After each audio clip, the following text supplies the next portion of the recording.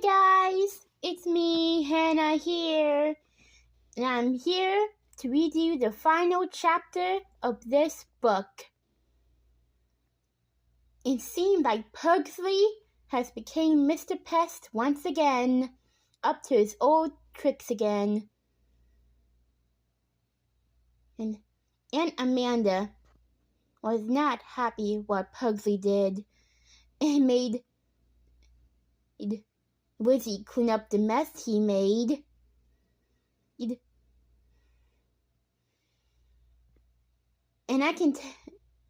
And meanwhile, previously on the ninth chapter, Aunt Amanda was very disappointed in Pugsley.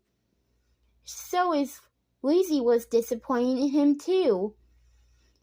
But will she ever find a forever home?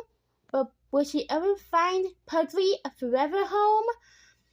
Will Pugsley have her forever owners? Will Pugsley ever meet his new owners after his previous owners left him? Let's find out more and see what happens next. Chapter 10. Back at home, Lizzie kept a close eye on Pugsley after school on Monday and Tuesday. He stayed in her room with her while she worked on a poster. Wanted. Her poster said at the top in the middle was a big picture of Pugsley looking innocent and adorable. Underneath the picture, it said, "Wanted a very good home for an occasionally naughty puppy named Pugsley, sometimes known as Mr. Pest." Then there were 4 other pictures of Pugsley playing at camp. Maybe the funny poster will help find the right home for Pugsley, with people who understood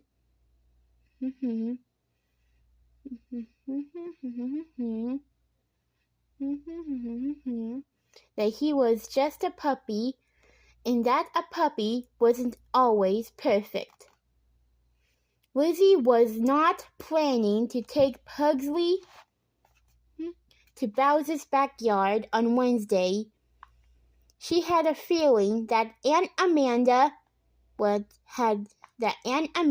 had just about had enough of the pesky pug.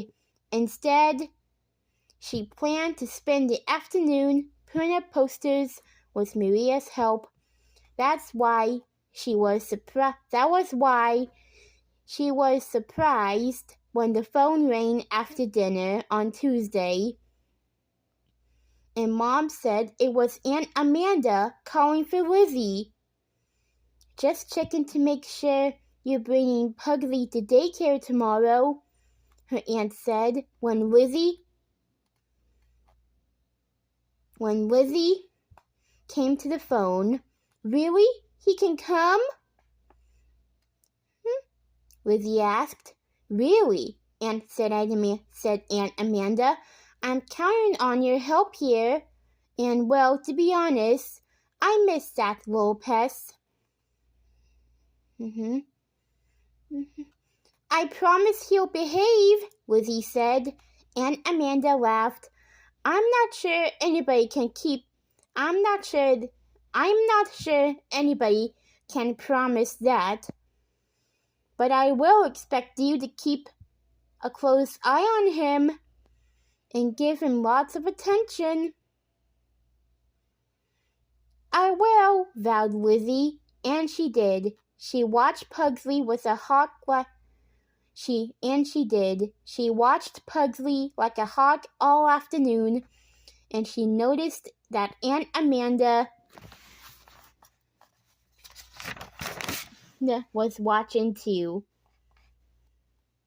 Every time Lizzie looked up, and there was Aunt Amanda checking on Pugsley, even though Pugsley's backyard was very, very busy that day. Aunt Amanda was always watching. It made Lizzie nervous. Lizzie knew Pugsley already had more than 3 strikes against him. If he did something really naughty, Aunt Amanda would probably kick him out for good. And if Pugsley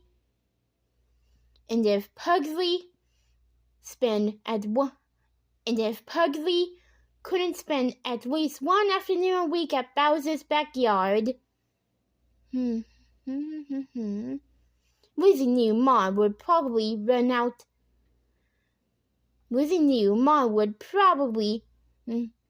of patience and kick him out of the house. Pugsley would end up at Caring Paws, stuck in a cage while he waited for someone to adopt him. If the shelter even had room. Lately, they had been totally full. Where would Pugsley go then? It would be so much better if Lizzie could find Pugsley a forever home. She had brought her signs to show Aunt Amanda, but her aunt would be way too busy to look at them until later. After most of the dogs had been picked up by their owners, it was a special day at Bowser's backyard. Bath Day for an extra fee. Amanda and her helpers would give any dog a bath. Lizzie knew better than to let Pugsley anywhere near the tub room. Pugsley plus water usually equaled trouble. Even so, Mr. Pest showed up a few times before the afternoon was over. The first time was right after Aunt Amanda had given her own pugs, Lionel and Jack, their baths. While Lizzie was helping to dry Jack off, Pugsley convinced Lionel that it would be fun to run out the doggy door and roll around in the muddy play yard. Come on! You smell too good. Don't you want to smell like a dog again? Let's go play. Then while Lizzie was helping with Lionel's second bath, Pugsley and Jack got into a wrestling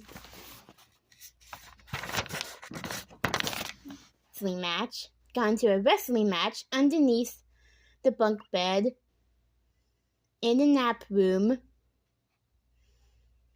where it was all dusty. Achoo! Achoo!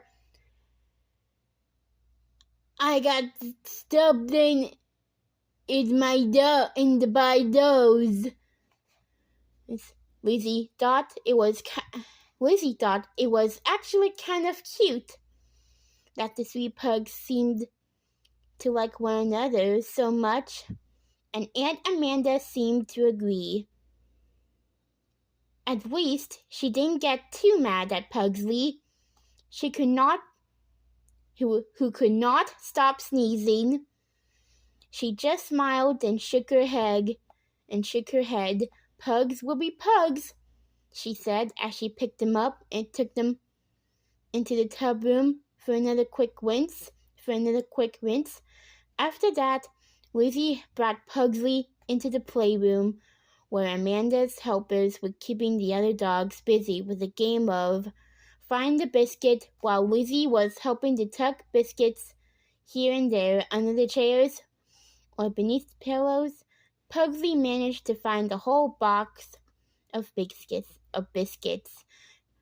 Just when Aunt Amanda came in to see how the game was going, he nudged the box over with his nose, tossing biscuits all over the floor for all the dogs to snap up. Yay! Look what I did! Aren't I the smartest little... Yay! Look what I did! Aren't I the smartest little dog ever? Sorry. It was a long afternoon. Lizzie was exhausted by the time Aunt Amanda turned the sign on the window to closed and locked the front door of Bowser's backyard. Lizzie plopped down on a chair, holding Pugsley in her arms. Aunt Amanda came over to sit next to her. "You saw everything, didn't you?" Lizzie asked miserably. Aunt Amanda nodded. "Pugsley isn't perfect yet," she said. He still has some growing up to do, but you found the key to helping him behave better. All he needs is attention, and plenty of it."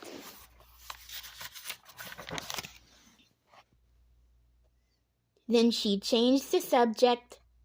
"Do you have something to show me, Lizzie?" she asked. "Some signs you made?"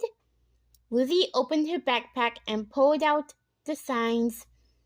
She sighed as she handed one to Aunt Amanda. "I hope we can find Pugsley a home." Aunt Amanda looked down at the sign in her hand. "This is cute," she said. Then slowly she ripped it. She said, then slowly she ripped it in half and handed the 2 pieces back to Lizzie. "But I don't think you should put it up," Lizzie gasped. "What? Why not?" "Because Uncle James and I talked it over last night.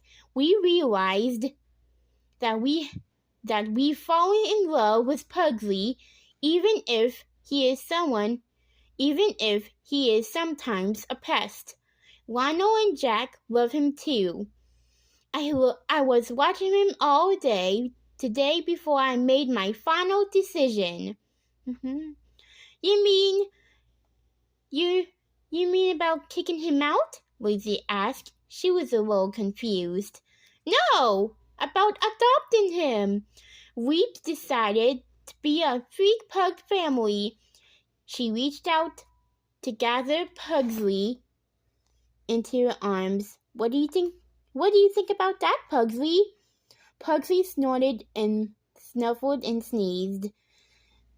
Then he licked Aunt Amanda's chin. Lizzie laughed. "I think that means yes, please," she said. She sat back in her chair and sighed happily as she watched her aunt cuddle with the little pug. Pugsley had found a forever home. Pugsley had found a perfect home with someone who could give him all the attention he needed and deserved. He would have 2 big pug brothers to play with and teach him manners, and the best part was Lizzie would get to see him all the time at Bowser's backyard and at Camp Bowser.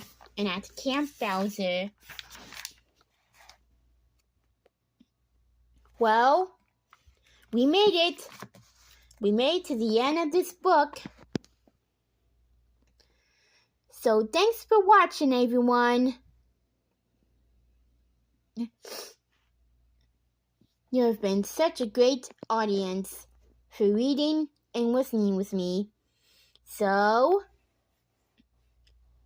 I'm about to sign off for now. But don't go away.